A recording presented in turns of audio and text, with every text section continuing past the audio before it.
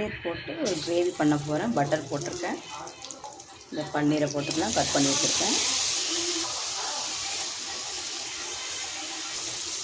இந்த பன்னீர் எடுத்துடுறாங்க. ரெடியாக இருக்குது. அதே பட்டரில் இங்கே பாருங்கள் வெங்காயம் போட்டுக்கிறேன். பூண்டு கூட போட்டுக்கிறேன். அதோட அப்படியே வதக்கலாம். தக்காளியும் போட்டுக்கலாம். இது வதங்கினவொடனே நம்ம அரைக்கணும். இது வதக்கியாச்சு. நான் அரைச்சிட்டு காட்டுறோம்.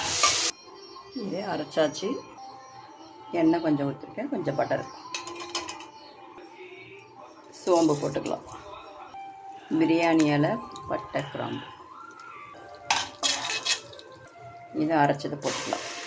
கரம் மசாலா, காஷ்மீர் சில்லி, வீட்டு மிளகாத்தூள், தேவையான அளவு சால்ட். இந்த பன்னீரை போட்டுக்கலாம். கிரேவி ரெடி ஆகிடுச்சு.